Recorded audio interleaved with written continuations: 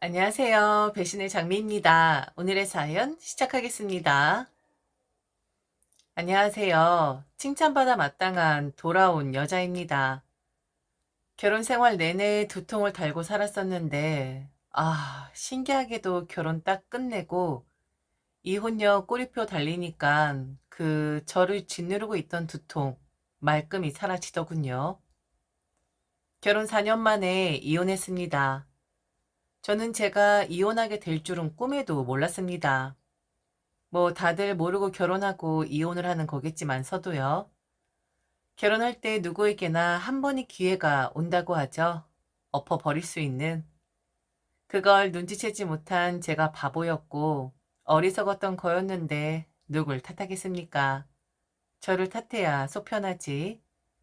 그리고 사실 다들 알고 결혼하는 건 아니잖아요. 눈에 콩깍지 씌워줘서 잘 살겠지. 이렇게 스스로 위로하면서 하는 것이 바로 결혼이란 것 아니겠습니까? 그럼 지긋지긋했지만 그래도 나름 코믹했다라고 생각하는 제 결혼 생활과 이혼에 대해 이야기를 해드리겠습니다. 결혼하자마자 저는 아이를 갖고 싶어 하는 남편을 위해 일을 그만두어야 했습니다. 휴직계를 내려고 했으나 남편은 제가 퇴사하기를 바랐었어요. 지금 생각해보니 퇴직금을 노리고 그리한 것이 아닌가라는 생각이 들긴 하네요. 제 퇴직금 결국에 남편 빚 갚는데 홀라당 들어가긴 했거든요. 암튼 뭐 이건 중요하지 않고 말하면 제 속만 쓰리니까. 아이를 가지려고 열심히 부단히 밤마다 노동을 했지만 쉽게 아이는 들어서지 않았습니다. 한 1년간 열심히 노력하면 저는 자연 임신이 될 줄 알았는데 그게 쉬운 게 아니더라고요. 결국 병원을 찾게 되었고, 아, 여자라면 꼭 겪어야 하는 것이지만 매 순간 수치심이 드는 그러한 자세로 저는 검사를 받고 남편과 함께 의사 선생님을 마주하게 되죠. 그 나팔관 조영술. 자연 임신하신 분들은 경험을 안 하시겠지만 그거 참 힘이 들더군요. 벌써 몇 해가 지났는데도 아직도 그때의 통증이 느껴지는 듯합니다. 케이스 바이 케이스로 통증이 있는 사람들, 없는 사람들 나뉜다고 하는데 저는 운 없게도 통증이 있는 편이었고 암튼 한 이틀 동안 더부룩하게 가스가 차 있는 상태로 지냈던 것으로 기억을 합니다. 그리고 상담을 한 결과 아, 저는 아무런 문제가 없었습니다. 난소 나이도 제 나이보다 살짝 어리게 나왔고 나팔관도 제대로 뻥뻥 뚫려 있고 문제는 남편에게 있었죠. 아유, 정상적인 애들이 별로 없더라고요. 그래서 자연 임신은 어렵다는 판단하에 저희는 시험관을 준비했는데 경험해보신 분들은 아실 거예요. 처음 내 배 스스로 찌를 때 그 고통과 두려움. 첫 도전은 실패. 그런데 저는 두 번은 못할 것 같더라고요. 몸도 몸이지만 이게 지금 뭐 하는 짓인가 싶었거든요. 남편과 상의를 해서 그냥 아이 없이 살기로 합의를 봤는데 문제는 시어머니였습니다. 당연히 아이를 갖지 않는다고 하면 자연스럽게 시어머니가 튀어나와야 하는 거잖아요. 사정 잘 모르는 시어머니는 저만 잡아댔었죠. 일도 관두었는데 제가 해야 할 역할을 제대로 못한다는 그 말이었습니다. 아우, 너 참 그렇다. 임신이 쉬운 줄 아니? 다들 그렇게 하는 거야. 그리고 한국 사람이면 3번 정도는 시도를 해봐야 하는 거 아니니? 일도 관뒀는데 지금 네가 이루어야 할 일은 바로 아이를 가지는 일인데 그걸 안 하면 그냥 집에서 놀겠다라는 말이니? 아니면 뭐 다른 일이라도 찾아볼 거야? 우리 아들 혼자만 일 시킬 거야? 네, 일을 구하려고요. 이미 여러 곳에 이력서 넣어 두었어요. 그리고 지금 제가 쉰 지 아직 2년이 되질 않았잖아요. 다행히 일할 곳은 찾을 듯한데 지금 어머니 저를 나무라시는 건가요? 뭐라고? 뭘 잘했다고 지금 네가 큰 소리니? 그럼 애는 정말 안 가질 거야? 아니 너는 몸 포기가 이렇게 쉽니? 그 정도 노력 없이 애가 생길 것이라 생각을 한 거야? 다들 참고 하는데 너는 왜 못하냐고. 안 가져요. 아니요? 못 가져요. 그리고 어머니, 아이 이야기하지 마세요. 자꾸 이야기를 하면 어머니 아들만 면목 없어지니까. 무슨 말인지 아시겠어요? 어? 아니, 그게 무슨 말이냐? 우리 아들한테 문제가 있다라는 거냐? 어? 그런 거야? 아, 대가리가 없고, 꼬리가 없고, 엉망진창이에요. 그런데 무슨, 제대로 된 애들이 있어야 이것들이 합쳐지지. 순 빙다리 같은 것들만 있는데 합체가 되겠어요? 저도 속상하니까 그만 말씀하세요. 어머니 아들 가뜩이나 지금 작아 있는데 더 작아지는 거니까. 하셨어요? 할 말은 했습니다. 저게 사실이었으니까요. 딱 저렇게만 말을 했는데 저는 한순간에 남편을 비하한 아내가 되어버립니다. 시어머니라는 사람이 남편에게 뭐라 말을 전했는진 모르겠지만 그때부터 저보고 일을 하라고 하고 냉랭하게 대하기 시작하더라고요.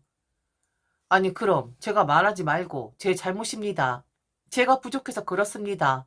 라고 말을 했어야 했나요? 암튼 남편이 순식간에 변해버렸습니다. 저런 인간이었다면 결혼 안 했죠. 몰랐으니까 저도 결혼한 거겠죠. 그런데 그땐 이혼을 전혀 생각하지 못했었어요. 왜냐면 주변 사람들 눈도 좀 의식이 되었었고, 이혼을 하는 순간 제게 실패한 인생이라는 낙인이 찍힐 것만 같았거든요.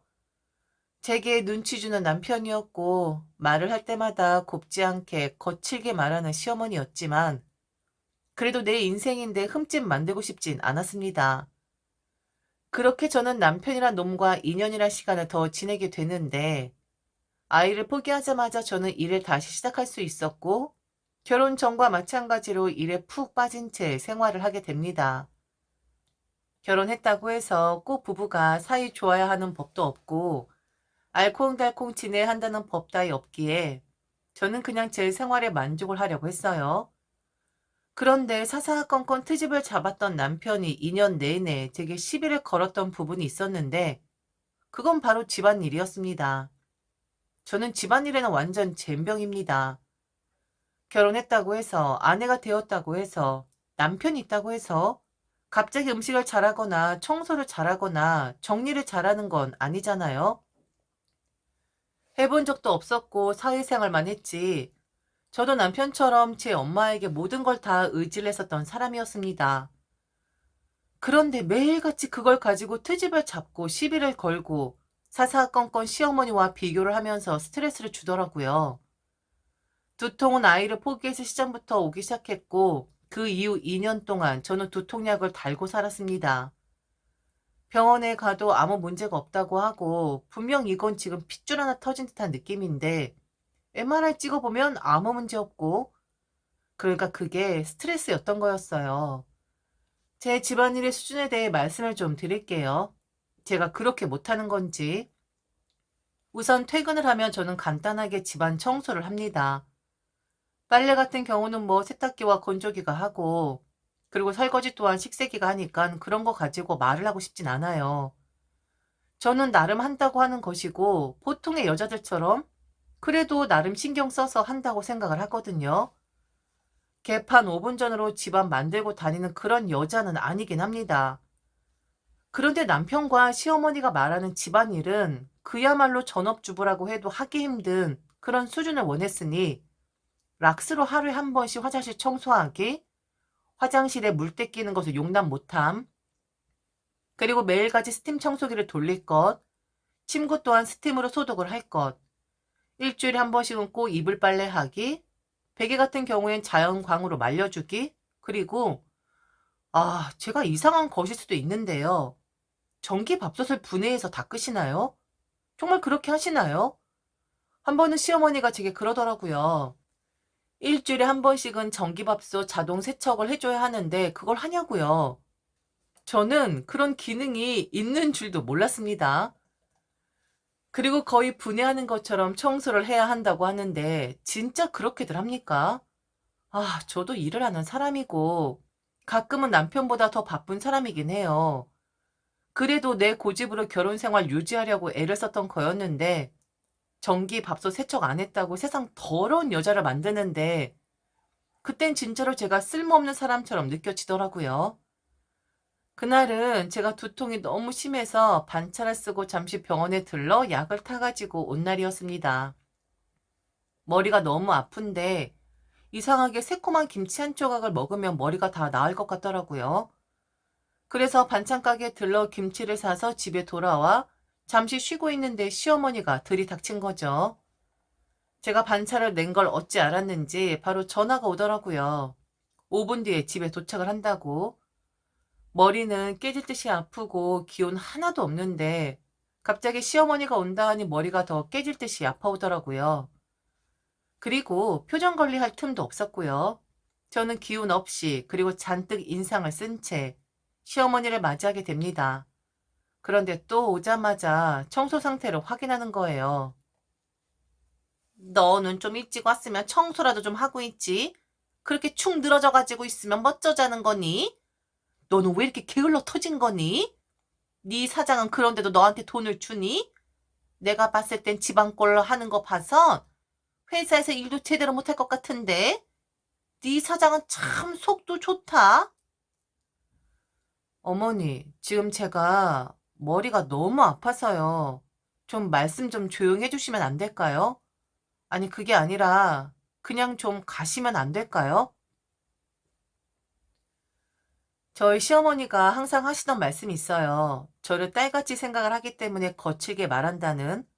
그럼 저도 시어머니가 아니라 엄마라고 생각을 한번 해보자고요. 그럼 저런 말 정도는 할 수 있는 거 아닐까요? 너무 몸이 좋지 않으니까 가라는 말 정도는 할 수 있는 거잖아요? 그냥 제가 기분이 좋지 않아 가라는 말도 아니고 몸이 좋지 않으니까 머리가 깨지듯이 아프니까 좀 조용히 하던지 가던지 라는 선택권을 준 거잖아요. 그런데 그날 저녁 난리가 났죠. 시끄럽게 떠들던 시어머니는 집으로 돌아갔고 빈속에 약을 먹어 그런지 속도 정신도 해롱해롱했던 저는 시어머니 가자마자 그냥 누워버렸습니다. 빙빙 돌고 이런저런 생각이 들며 그렇게 잠이 들었는데 갑자기 제 얼굴 쪽으로 뭔가가 날아오더라고요. 일어나 보니 그건 남편의 가방이었습니다. 살면서 한 번도 제게 폭력적인 모습을 보이지 않았던 남편이었는데 집에 들어오자마자 제게 자신의 가방을 집어던진 거였어요. 제 얼굴을 강타하진 않았지만 살짝 빗긴 상태로 남편의 가방은 제 옆에 널브러져 있었고 다음부터 난리를 치면서 개소리를 짓거리더라고요. 자신의 엄마를 내쫓았다라는 그 이유 하나만으로요. 어떻게 자신의 엄마를 자신의 집인데 내보낼 수가 있는 거냐고. 몸이 좋지 않다라는 이유로 넘어갈 수 있는 문제는 아닌 듯 하다고. 왜 점점 나아져야 하는데 시어머니를 무시하는 저의 감정은 날로 심해지는 것이냐 하는데 가방을 던져? 나한테? 이렇게 폭력적으로 행동을 해? 남편이 떠들어대는데 하도 기가 막히기도 했고 그리고 저도 성질 있는 사람이었기에 그 가방 다시 남편에게 던져버렸습니다. 아니 지만 던질 줄 아나? 나는 뭐 던질 줄 모르나? 얼굴에 던졌으니 저도 최대한 얼굴에 맞아 보라고 던졌는데 그만 가슴팍에 맞고 말았고 해보자는 거냐 제게 윽박을 지르더라고요. 씩씩대면서 남들 다 모를 거라고. 밖에선 배운 여자 척하지만 집에 들어오면 남자한테 가방이나 집어 던지는 그런 년인데 밖 사람들 다들 속고 있는 거라고. 이것 보라고. 이렇게 여자가 폭력적이라고. 남자도 아니고 여자가 이렇게 폭력적일 수가 있는 거냐고.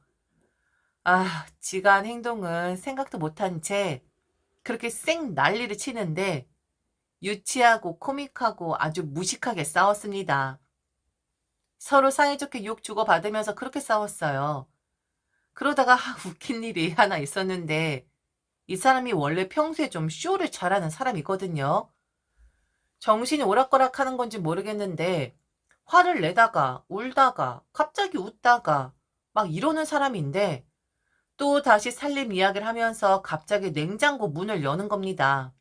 아까 기억을 하실까요? 제가 사온 아삭한 김치? 그 김치를 보면서 대성통곡을 하기 시작하는 거예요. 그렇게 며느리에게 무시를 당했는데도 이것 보라고, 아들 먹으라고, 그리고 며느리 먹으라고 자기 엄마는 김치를 가지고 왔다고, 우리 엄마 너무 불쌍하다고, 자식들밖에 모르는 그런 바보 같은 사람이라고 한참을 대성통곡을 하더니 시어머니에게 전화를 걸더군요. 엄마, 지금 오세요. 앞으로 나랑 살아요.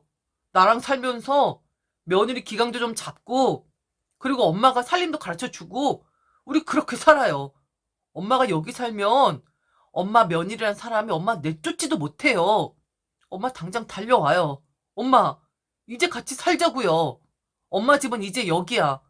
엄마가 살 곳은 이제 여기라고. 방금 전까지 저와 욕지거리를 하며 싸우던 남편이었는데 바로 지 엄마한테 전화를 해서 저런 소리를 하는데 왜 그랬을까요? 그때 감이 온 거였을까요? 피식하고 웃음이 나더라고요. 그리고 이제는 끝이다 라는 생각이 들기도 했고요. 야, 지랄하지 마. 그 김치? 니네 엄마 김치 아니야. 땡땡 반찬 가게 아줌마가 네 엄마냐? 등신이 미각도 잃었나 보네. 그래, 나는 너한테 가방 집어 던지고 네 엄마 내쫓는 그런 여자니까 네 엄마 여기 데리고 와서 잘 살아봐. 네 쪼대로 하라고. 나는 너랑 이혼할 테니까.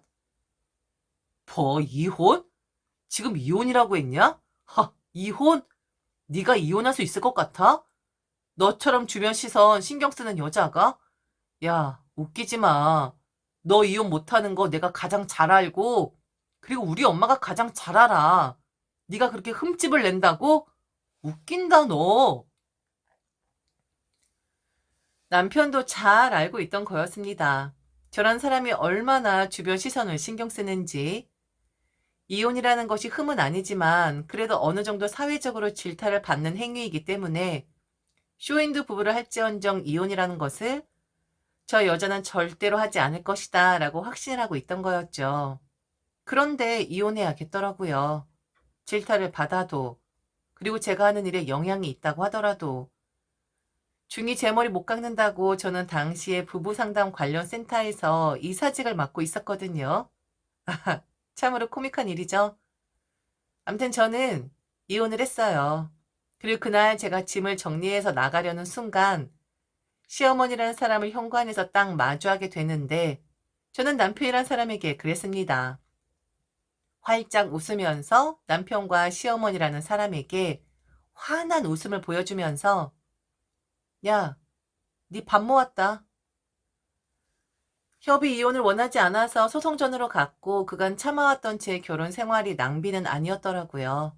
저는 남편에게 위자료를 받았고 그렇게 돈은 중요하지 않았지만 과실이 남편이란 사람에게 있다라는 것을 입증받았을 때 그렇게 기분이 좋더라고요. 남편이 이혼이 확정되었을 때까지도 저를 붙잡았던 사람입니다. 뒤늦은 후회를 했는데 제가 정말 이혼을 할 줄은 몰랐다 하더라고요. 왜냐? 아, 저랑 같이 벌어야 생활이 되지. 그 인간 혼자 힘으로는 절대로 지한테 있는 빚 감당 안 되는 놈이거든요. 그런데 제가 하는 일이 그러니 이혼의 이자도 못 꺼낼 거라 생각을 하고 저리 아나 무인으로 나온 것인데 제가 위험부담 안고 이혼이라는 것을 추진하니 그제서야 정신을 차린 거였었죠. 남편이 개인 빚이 좀 많은 상태였었어요. 쓸데없는 주식과 코인. 이런 남자들 많잖아요. 뭐 들어 회생 신청을 했다라는 말을 듣긴 했는데 그러든지 말든지. 지금 저는 양심상 부부 상담 이사직은 관둔 상태고 본래 하던 일을 다시 시작을 했습니다. 그리고 두통이 사라졌어요.